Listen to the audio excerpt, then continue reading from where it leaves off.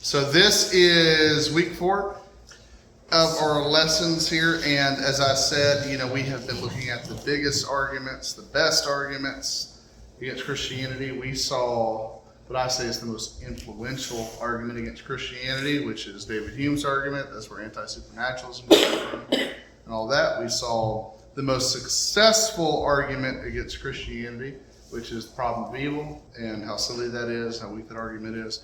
And then now we're looking at what is the most popular argument. And it's this question, is Christianity evil?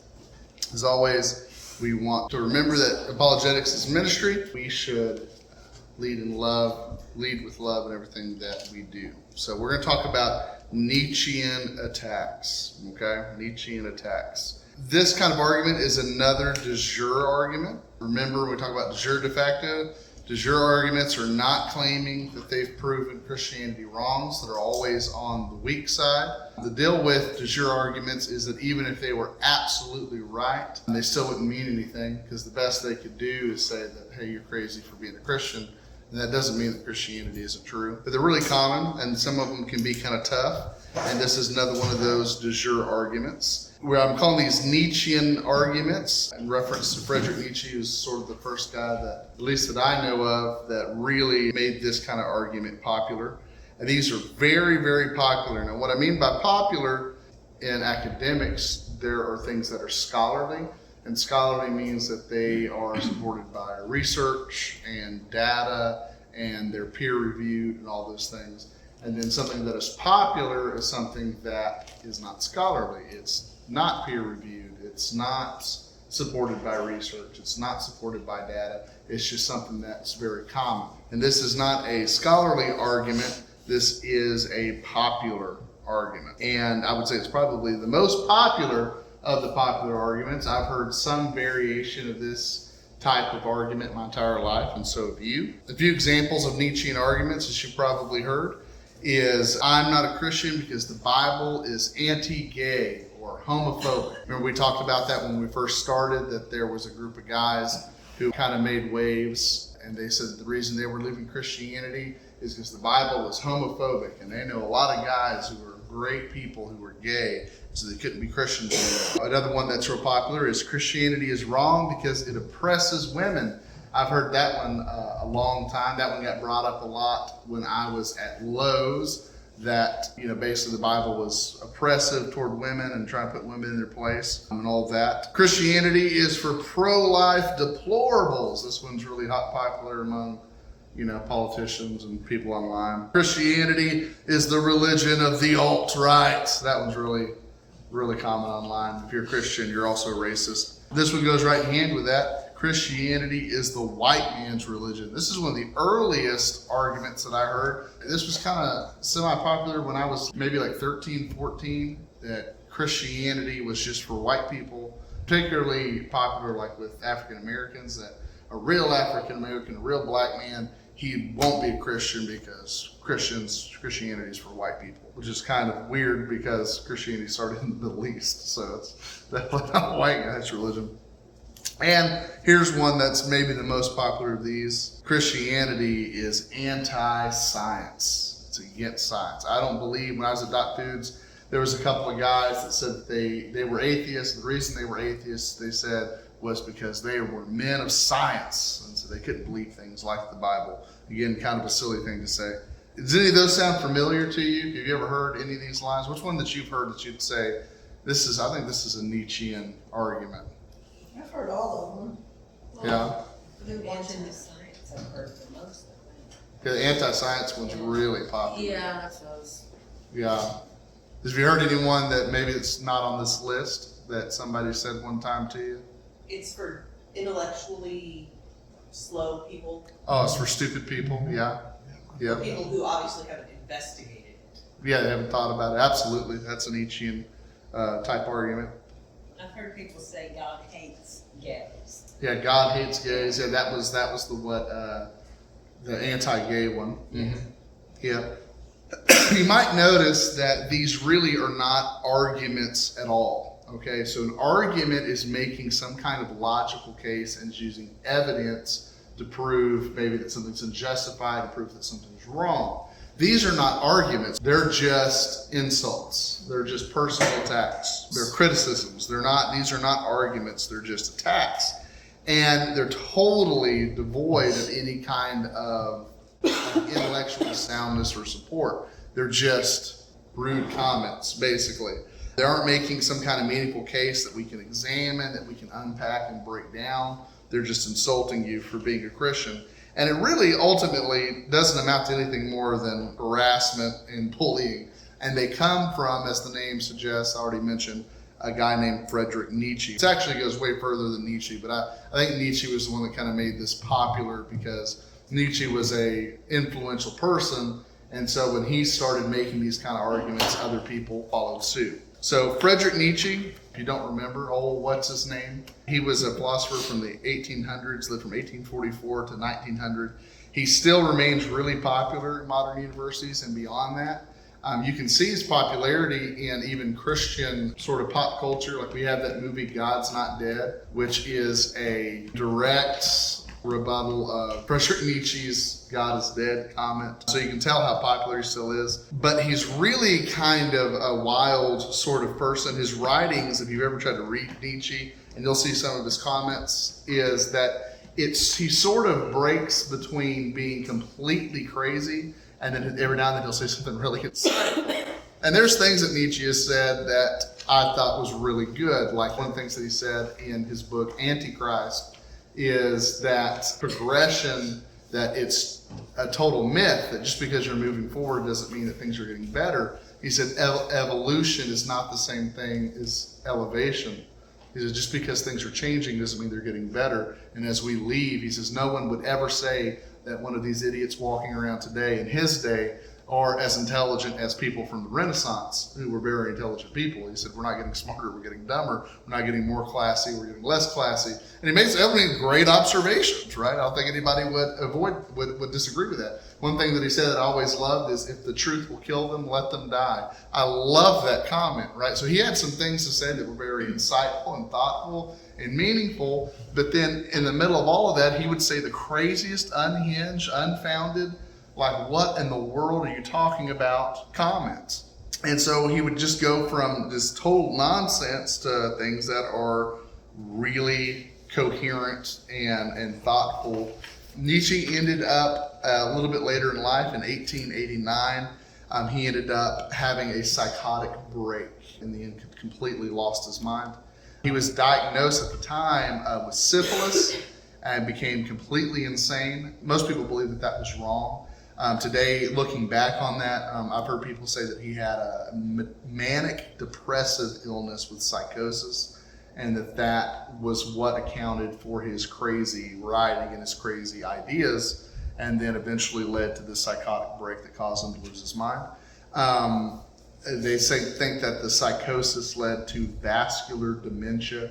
He had dementia toward the end of his life. Another growing theory that I saw that I thought was interesting as I was putting all this together was that they think that maybe he had brain cancer and that he had some kind of tumor in his brain that was growing, and that was causing his ideas and his behavior to get more and more erratic. If you look at the way he acted, the things that he said, as a Christian, it's awful tempting to look at Nietzsche's life and go, that guy was demon possessed. I mean, he is just a totally unhinged guy, and he's full of hatred. And that's kind of the trademark of Nietzschean ideas, is that he just hates people.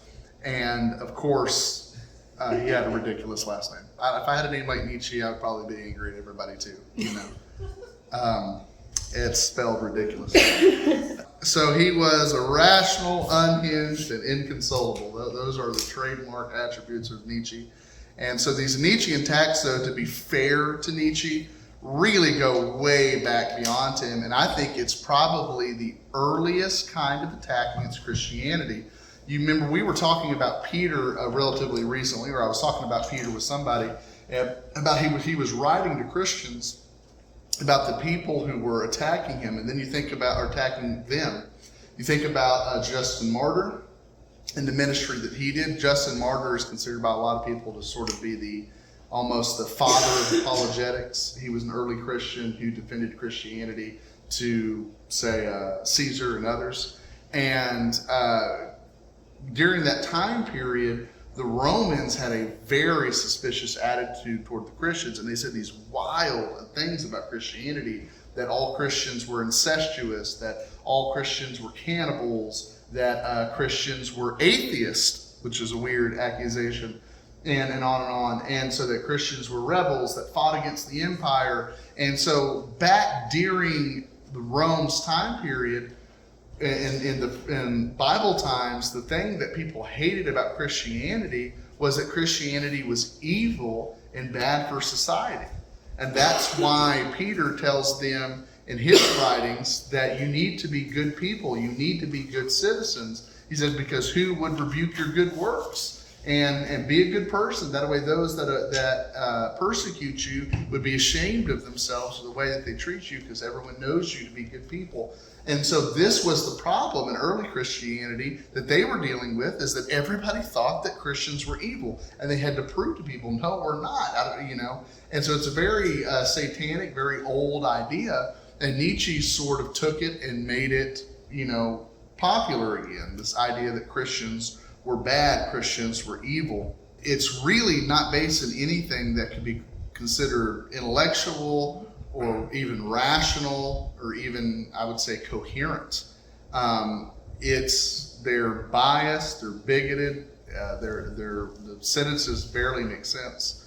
And it's abundantly clear that Nietzsche's primary objection to Christianity was his own personal bigotry, that he hated people who were religious, and he wanted other people to hate people that were religious. You probably look into Nietzsche's life, I'd be willing to bet that he had a bad experience in church or something, and this kind of became the battle cry of his life.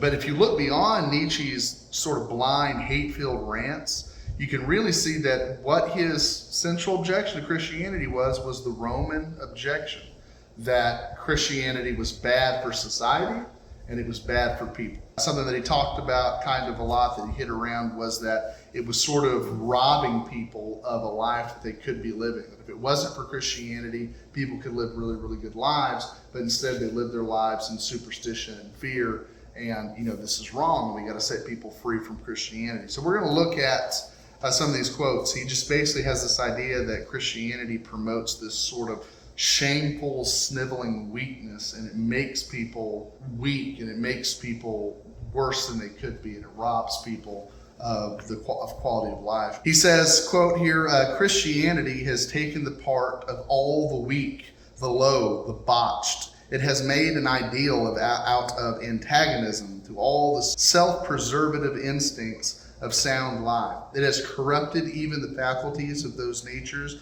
that are intellectually most vigorous, by representing the highest intellectual values as sinful, as misleading, as full of temptation. The most lamentable example, the corruption of Pascal, who believed that his intellect had been destroyed by original sin, whereas it was actually destroyed by Christianity. And so he has this problem that Christianity is making people stupid. He believed that Christianity taught people to hate their own self-preservation instincts, even to the point of hating their own intellect, which of course is not true, but that was he thought that Pascal, who was a famous early Christian apologist, you may have heard of Pascal's wager, was an example about how Christianity could take a perfectly rational and intelligent person and destroy their life. We go on there, he says, you can read these with me, the idealist, like the ecclesiastic, carries all sorts of lofty concepts in his hand, and not only in his hand. He launches them with benevolent contempt against understanding, the senses, honor, good living, science. He sees such things as beneath him. He is pernicious and seductive forces on which the soul soars as a pure thing in itself, as if humility, chastity, poverty, in a word, holiness, had not already done much more damage to life than all the imaginable horrors and vices. The pure soul is a pure lie, so long as the priest, that professional denier, that calumniator and poisoner of life, is accepted as a higher variety of man, there can be no answer to the question, what is truth? Truth has already been stood on its head when the obvious attorney of mere emptiness is mistaken for its representative. So, of course, like I said, this is just a hateful attack here. He's saying that he accuses Christians of hating things like good living and science. Does that sound familiar to some of the things that we were talking about? The Christians hate science, and even worse than that, they promote this Christian holiness. And he says that Christian holiness, things like chastity and self-control, have done more harm to the human race than all of the worst vices in the world have done put together. So he says things that Christianity says are vices or evil or wrong, he says those are good things for you. And the things that Christianity says are holy, like self-control and chastity and purity, says these things are evil and they ruin people's lives, and they've been ruining people's lives for a long time. He said that priests and pastors are professional deniers of the truth, and they are poisoners of life. That priests poison people's lives. And as far as he was concerned, Christianity was just ruining people's lives. And you really can see he's taken this idea of kind of survival of the fittest and sort of this very worldly view of life, where you could almost this hedonistic view of life, where if you went and did whatever you want, your life could be happy, you could enjoy yourself, but you won't do that because Christianity has tricked you into thinking that those things are wrong. Instead promotes evil things like chastity. Did you ever think that you'd hear chastity to be considered something that was evil? He goes on, he says, whoever has theological blood in his veins, and this is one of my favorites, by the way, is shifty and dishonorable in all things. The pathetic thing that grows out of this condition is called faith. In other words, closing one's eyes upon oneself once and for all, to avoid suffering the sight of incurable falsehood. People erect a concept of morality, of virtue, of holiness upon this false view of all things. They ground good conscience upon faulty vision. They argue that no other sort of vision has value anymore once they have made it their sacrosanct, made it sacred with the names of God, salvation, and eternity. I unearth this theological instinct in all directions. It is the most widespread and the most subterranean form of falsehood to be found on earth. Whatever a theologian regards as true must be false. There you have almost a criterion of truth. This is one of the criteria to whether or not you know someone is telling the truth or not. If they're a theologian, if they're a Christian, they're lying to you. Because this is a criteria of truth. If something is said by a Christian, then it isn't true. You can really get a sense of this deep hatred that Nietzsche had for Christians. He says that if someone is a believer, that they are shifty and dishonorable. And I tell you, I was a little surprised to see someone from the 1800s use the word shifty. Just kind of like almost modern slang. And this is really, it's so ridiculous. Has this been your experience in life? Have you found that every Christian you know is dishonorable in everything that they do? Now, don't get me wrong, I've met some bad people that have called themselves Christians. Yeah. I've met some shifty people that have called themselves Christians. But you know what else is true? The best people I've ever met have been Christians. The most loyal, the most faithful, the most enduring people, the most charitable people I know are Christian people, the most generous people, the most kind, the most loving, the most forgiving. And it's hard to believe, consider this thought, that every Christian that Nietzsche ever met in his life was the worst kind of person imaginable. And I'm telling you, I refuse to believe that that is true. I would say he probably didn't make a lot of Christians. Maybe he just never met a real Christian once in his life. But every person that Nietzsche ever met that was a Christian was the worst kind of imaginable person. This seems less like a critique of Christianity and just a lie about Christianity. He also claims that anything a Christian regards as true must be a falsehood. It must be a lie. And so you think about that too. Do you think that everything you believe as a Christian, whether it's big or small is actually false. Is what you believe about your own hair color, is that a lie? Is that false? What about what you believe about your own eye colors or the size of your feet? Are those things just obviously untrue because you're a Christian and you believe them? They must be. That is that is one of the most ridiculous things I've ever heard. That if you believe it and you're a Christian, then you're wrong because you're a Christian. This sounds like an argument that was made by a 6-year-old. It is unbelievable that this came from one of the most respected philosophers in history.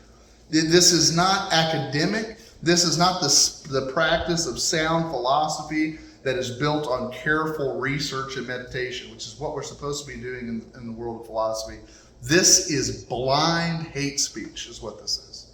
That's all this is. This is hate speech. If somebody talked about this about any other group, if somebody talked like this about someone of a particular race, they would be racist. This is absolutely bigoted. This is hate speech. He says, and this is the last one we'll look at, that the Christian, he for 1,000 years has passed as a Christian, is simply a psychological self-delusion. And in this final quote, Nietzsche kind of concludes that for 2,000 years of human history, all Christians have been self-delusional. Could you imagine speaking this way about anybody else? Could you imagine you're in one of my classes that you're taking this PhD class, and you are trying to formulate an argument against maybe, say, an atheist. And you turned in a paper against some atheist, let's say William Rowe, okay, his argument of evil. And you turned in this argument into your professor, this 20-page paper. And all you didn't cite sources. You didn't even quote William Rowe. You just went on and on for 20 pages talking about William Rowe the way that Nietzsche talks about Christianity. What do you think your professor would do? You think he'd give you an A? He'd probably give you an F. If you're lucky, he might let you rewrite the paper. This is not how we do philosophy. This is not academic research. This is just hate speech. And so, like I said, that's why I use this deal. He is unhinged and inconsolable. He is totally beside himself, driven by hatred. And the fact that Nietzsche's writings did not fade into obscurity the minute that Nietzsche died is a miracle. It is a miracle the likes of which I think could convert David Hume, who believed that miracles were impossible. It is absolutely crazy. So what's this guy's problem exactly, as we think about Nietzsche and Nietzschean arguments? It isn't immediately clear what Nietzsche's point is, or even that he has a point. You just have to sort of read between the lines. On careful study, what we see is that Nietzsche's objection for Christianity was that it was bad for society and bad for people. He believed that Christian doctrine convinced people to resist the intuitions that were given them by nature, that it was robbing them of a good life, and instead of the strong surviving. One thing that he goes on a lot about, I didn't include here, is pity. He goes on and on about how disgusting and despicable pity is. That it basically destroys the idea of nature, that the strong will survive and the weak will be eliminated, and that society will get better, and that instead Christianity promotes this idea that the strong should humble themselves and become meek, and that the pitiful should be promoted, that the lowly should be promoted instead, and that Christianity made no sense, that it was taking something that was good, in his opinion, the survival of the fittest, and was replacing it with the survival of the weakest. That it should be the strong that should sacrifice, so that the weak could go on, instead of letting the weak die so the strong could go on. He was really a nice guy, wasn't he? He had a real problem with the strong sacrificing themselves for the weak, and he said it was making humanity worse than it could be. Attributes that Nietzsche loved, like intellectualism and self-promotion, were condemned by Christianity, and at the same time, the traits that Nietzsche hated, like pity and self-sacrifice, these things were praised by Christianity. So for Nietzsche, you could see how, with his ideology and his worldview, everything that Christianity taught was backwards from what he considered to be the truth. Now, these ideas have gone well beyond Nietzsche into current times, and the idea is still that there's just something rotten about Christianity. It makes the world a worse place than it could be. And I would say, to be fair to Nietzsche and to Nietzschean attacks, we know, and I talk about this on Sunday mornings a lot, Christianity is the opposite of what this world says makes sense. If you want to live, lay down your life. If you want to be wealthy, give your money away. If you want to be important, make yourself the smallest person in the room. Make yourself insignificant. Make yourself a servant and humble yourself. Make yourself weak. Everything that Christianity teaches is backwards to what the world would say is the right way to live. And I would say, so to that effect at least, Nietzsche's right, isn't he? I mean, if Nietzsche is thinking that the world's way of doing life is the best way to do life, then Christianity is really wrong, right? It's really backwards. The Christian lifestyle is very different than the way that non-Christians would want to live. But the problem is here, it isn't clear at all that Christianity makes the world a worse place to live.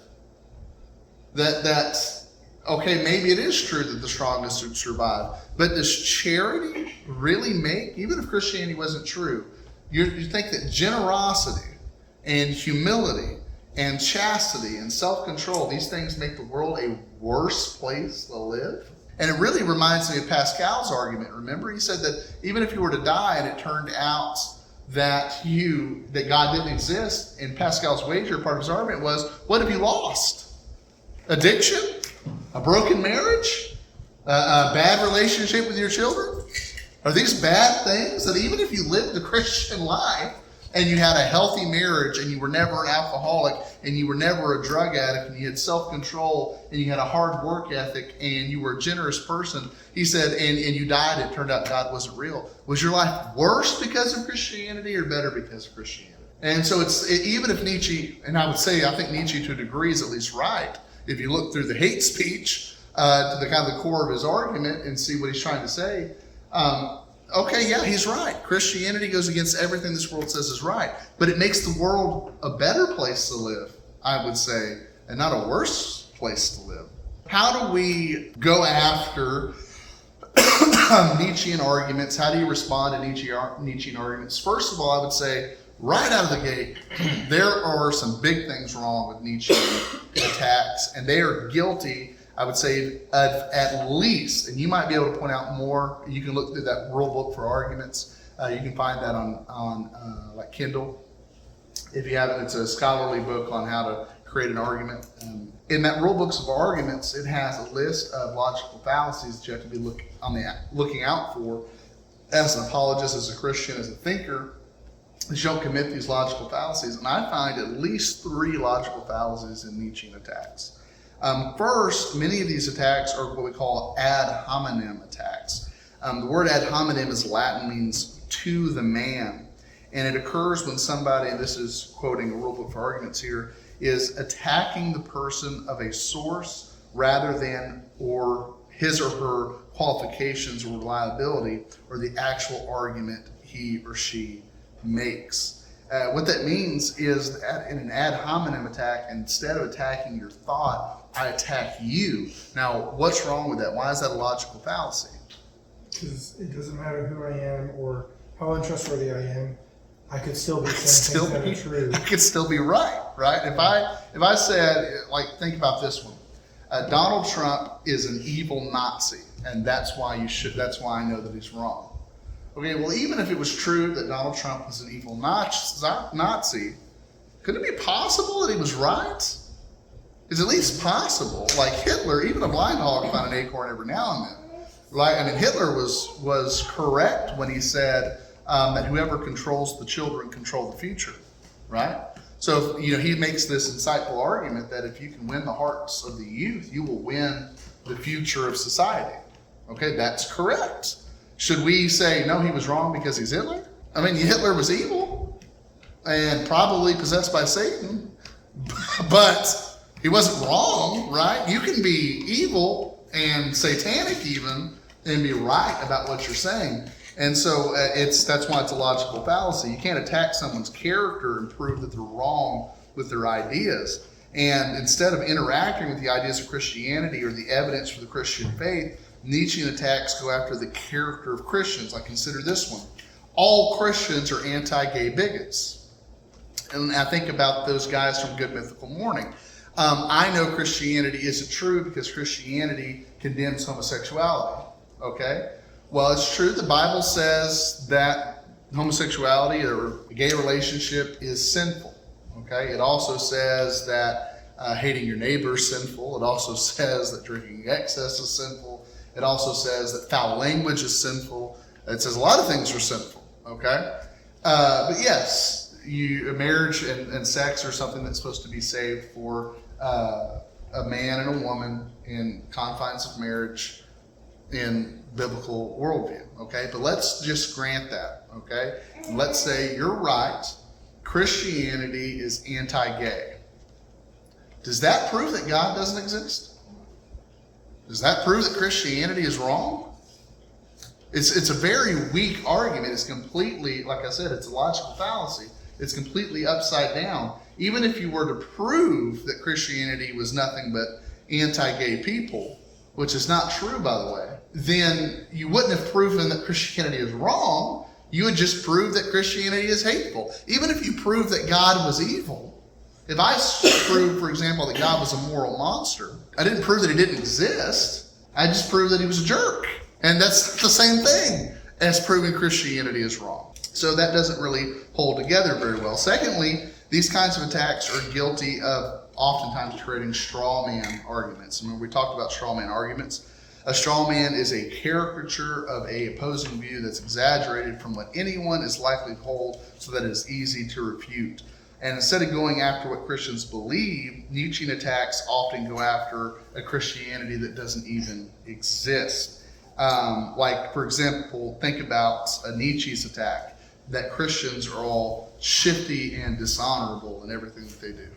They are shifty and dishonorable in all things. Well, I can think of many Christians that are not shifty and dishonorable in all things. Think about Michael Judge, who was the priest that died during 9/11, trying to go out and help people. He was killed by falling debris. Died heroically, is remembered as someone that gave their lives trying to help other people. Or A.H. Schmidt, who was a chaplain on the USS Oklahoma during the bombings of Pearl Harbor, who died trying to make sure that his fellow shipmates got off of the boat and died saving the lives of the people. Does the actions of A.H. Schmidt strike you as dishonorable and shifty? Or does it strike you as heroic and incredible, that he would lay his life down so his shipmates could live, that he would give up the rest of his life to secure the lives of his friends? That is hardly seems to me to be the weak, sniveling, dishonorable Christianity that Nietzsche had in mind here. That is a straw man argument. He says, we shouldn't be Christians because they're dishonorable and shifty, and that's not what Christianity is. Christianity is courageous and self-sacrificial and honorable. Lastly, these arguments often create a false dilemma, which is another type of logical fallacy. This fallacy happens when someone is guilty of reducing the options you consider to just two options that are diametrically opposed to each other, and they're unfair to the people against whom the dilemma is posed. For example, I think about this attack. Christianity is anti-science. Now, you see how that creates a false dilemma? It's saying the suggestion here is that you can either be a Christian or you can be scientific. And this was the argument that was brought to me by my coworkers. I had a coworker named James, another one named Richard when I was working in Ardmore. They make this argument almost daily that they couldn't be Christians because they were scientific and they believed in science. And I was anti-science for being a Christian, which is not true. Do you think, is it possible that there's a third option? Are those the only two options? Is it true to you that you either have to believe science or be a Christian? You can't do both? That is obviously not true. Can you think of any Christians just in this moment who are scientifically minded, famously scientifically minded, and also Christians? Here's one, Sir Isaac Newton. Ever heard of that guy? Pretty famous for his scientific mind and his contributions to the world of science. And he was a Christian. And we can think of many people. I think about William Lane Craig, who's very scientifically minded and is a Christian, and many other apologists that are scientifically minded. I like to think of myself as being scientifically minded and also a Christian. It is not true that you're either for science or for the Bible. That is a false dilemma. And they're trying to paint you into a corner here, to back you up in a corner and say it's either one or the other. Either be for science or be for the Bible. You can't be both. And that is absolutely untrue. And it is obviously untrue. Because all of these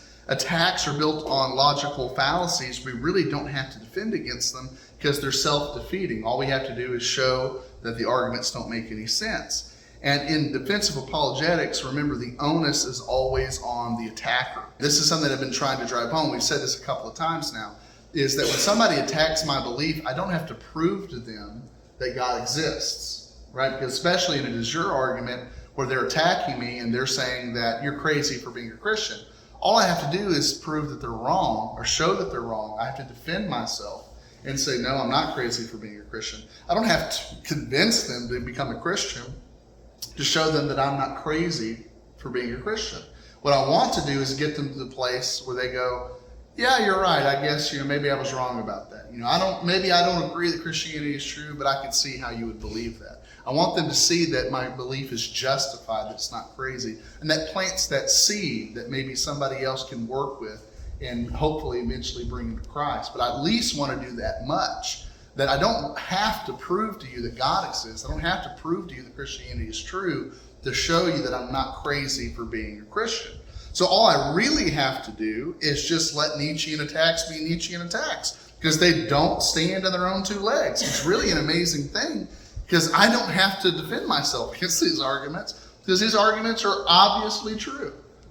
All Christians are anti-gay bigots, really. All I have to do is give an example of one Christian who's not anti-gay, like myself, and show you that your argument's wrong. The argument falls apart. All Christians are anti-science, okay? All I have to do is show you one person who's not anti-science, that belief falls apart. All Christians are dishonorable and shifty. Really? You can't think of any argument, you can't think of any Christian who is not shifty and dishonorable. Really? That's what you really believe. These are ridiculous, over-the-top, unhinged attacks. On the other hand, I can also defend my belief by refuting some of the unfair claims, okay? So I could just point out that the claims are crazy, that the attacks don't make any sense, that they're nonsensical, they're emotional, they're driven by hatred, they're just hate speech, they're just bullying, and they're not really viable arguments. I could do that. But on the other hand, I could just refute them also. And for example, it isn't true that Christianity makes you an anti-gay bigot or anti-science. It isn't true that Christianity is a white man's religion, whatever it is that that's supposed to mean. Most dramatically, it isn't true, like Nietzsche implied, that the world would be a better place if Christianity wasn't in it, which is really what he's trying to get at, that we need to get rid of Christianity. The Christian faith does not make people's lives worse, it makes their lives better. It is responsible, for example, the truth really speaks for itself on this. Christianity is responsible for modern education. The university, you ever heard of university? That was invented by Christianity. The first universities ever, like in America, I think the first university was Harvard, and Harvard was founded as a Bible school. The first universities were Christian schools. Public school was created by Christianity. We founded public school in America because we wanted all children to have the ability to read the Bible for themselves. That's why public school exists, because every child should have an equal right to read the Bible. So education is something that we owe to the Christian faith. All over the world, hospitals have been built, wells have been dug, and medicine has been distributed in the name of Christ. Innumerable Christian dentists, eye doctors, and medical doctors visit impoverished nation every year. That's something with BMDMI. We went to Guatemala with BMDMI. Their big thing is to send guys like dentists and eye doctors to third world countries to provide medical aid to people in third world countries in the name of Christ. In Nicaragua, when we went to Nicaragua, Brother John, he is going to buy a building there, and plans have been laid, and doctors have agreed to help, and they're going to start a clinic there across the street from the church. That's the dream, that's the vision, is to plant a clinic there and bring doctors in from the United States to work with those kids. While we were there, there was a little kid that choked and almost died because the parent didn't know CPR. And so they want to bring doctors in and teach CPR, and teach first aid, and teach these kind of basic things to try to improve their quality of life in the name of Christ. And this happens all over the world every day. these kinds of mission projects go on. All over the world, Christianity has improved life, and this has been noticed even by atheists. There's an atheist politician and writer. He used to be a member of parliament, and now he is like a political commentator.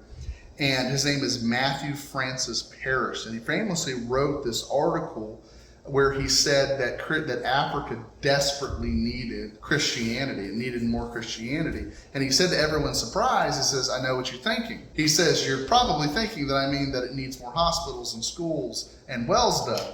He says, that's not what I'm talking about. He says, the African people need the Christian faith because it changes their life. I want to read this to you. This is just part of the article because I wouldn't want to read the whole thing. That would go on for forever, but I just kind of took a couple of pieces from it. Here's what it says. It says, now a confirmed atheist, I've become convinced of the enormous contribution that Christian evangelism makes in Africa, sharply distinct from the work of secular NGOs, government projects, and international aid efforts. These alone will not do. Education and training alone will not do. In Africa, Christianity changes people's hearts. Listen to that. It brings spiritual transformation. This is an atheist speaking. The rebirth is real. The change is good. I cannot believe this guy's not a Christian. I used to avoid this truth by applauding as you can the practical work of mission churches in Africa. It's a pity, I would say, that salvation is part of the package. But Christians, black and white, working in Africa, do heal the sick, do teach people to read and write. And only the severest kind of secularist could see a mission, hospital, or school and say that the world would be better without it. Even he knows that Nietzsche is wrong when it comes to this. I would allow that if faith was needed to motivate missionaries to help, then fine. But what counted was the help, not the faith. But this does not fit the facts. Faith does more than support the missionary. It also transfers to his flock. This is the effect that matters so immensely, and which I cannot help observing. First, then the observation.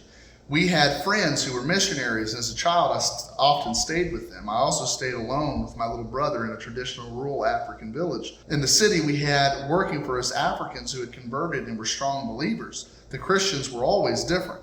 Far from having cowed or confined its converts, their faith appeared to have liberated and relaxed them.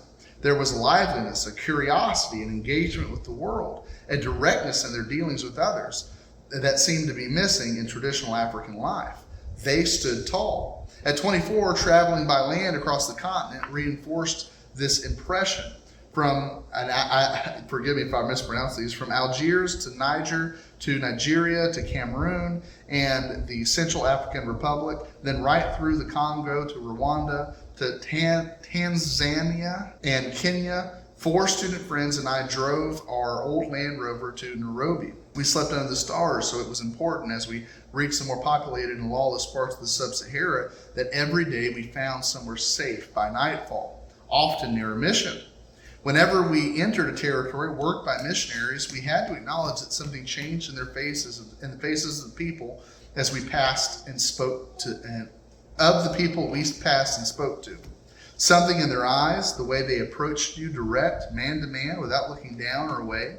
They had not become more differential towards strangers, in some ways less so, but more open. He continues to explain how the Christian culture in Africa was far superior to traditional African culture. He says, quote, there's long been a fashion among Western academic sociologists for placing tribal value system within a ring fence beyond the critiques founded in our own cultures. Theirs, and therefore best for them, authentic, and of intrinsically equal worth to ours. I do not follow this. So he's talking about this idea that, it's their culture, it's their belief system, and you need to leave them alone, and you should try to change their culture because their culture is just as equal as ours. It's just different. And he says this is not true. Their culture is not equal to ours. Their culture is not superior to ours. He says, I do not follow this. I observe that tribal belief is no more peaceable than ours, and that it suppresses individuality. People think collectively, first in terms of the community, extended family, and tribe. This rural traditional mindset feeds into the big man and gangster politics of the African city, the exaggerated respect for swaggering leaders, and the literal inability to understand the whole idea of loyal opposition. Anxiety, fear of evil spirits, of ancestors, of nature and the wild, of a tribal hierarchy, of quite everyday things, strikes deep into the whole structure of rural African thought. Every man has his place, and call it fear or respect. A great weight grinds down the individual spirit, stunting curiosity. People won't take the initiative, won't take things in their own hands or on their own shoulders. So he said that Christianity, the Christian faith, was this great gift to the African people. He says Christianity, post-Reformation and post-Luther, with its teaching of a direct, personal, two-way link between the individual and God, unmediated by the collective and unsubordinate to any other human being, smashes straight through the philosophical spiritual framework I've just described. It offers something to hold on to those anxious to cast off a crushing tribal groupthink. That is why and how it liberates. Those who want Africa to walk tall amidst the 21st century global competition must not kid themselves that providing the material means or even the know-how that accompanies what we call development will make the change. A whole belief system must first be supplanted. And I'm afraid, remember he's an atheist, I'm afraid it has to be supplanted by another. Removing Christian evangelism from the African equation may leave the continent at the mercy of a malign fusion of Nike, the witch doctor, the mobile phone, and the machete. That it was not just Christian mission, that the planting of hospitals, of schools, of universities that was making Africa a better place. It was the Christian faith that makes African people's lives better. And he says that the Christian faith was objectively superior to the tribal culture that existed in rural Africa. So what's the conclusion here? Nietzschean attacks are saying that the Christian faith makes the world a worse place. And again, this is a kind of de jure argument that says you're unjustified for being a Christian. Now, we could go back to that old AC model. Remember we talked about in the first lesson? Christianity is warranted belief, so it doesn't matter if you think that it's justified or not. But these kinds of attacks are not serious arguments that deserve careful reflection. I don't have to think very hard about it when somebody comes to me and says, "You're an anti-gay homophobe, you stupid, deplorable Christian, you right, alt-wing, whatever it is, homophobic, Islamophobic, white supremacist," all the other names that they like to throw out there. I don't have to take that serious. I don't have to think carefully about that and reflect, you're right, I wonder if I am an anti-gay bigot. I don't have to consider those arguments seriously, and they don't even stand on their own 2 feet because they're built on logical fallacies. These anti-Christians attacks they're totally unfounded, okay? And so I could just leave them alone and just point out that's a really terrible argument, and it's really nothing more than hate speech. But on the other side of that, I could just ask this simple question. Do you really think that it's true that the world would be a better place without Christianity? And that is obviously not true. It is obviously true that Christianity has made the world a better place. Christianity built Western culture. The whole concept of a first world nation exists because Christianity exists. And this, I love, go back to my favorite Alvin Plantinga quote of all time. This is not just true, this is obviously true. Amen? All right, let's pray. Father, thank you this day. Thank you for, Lord, just the way that Christianity has made our lives better, for the gift of the Christian faith.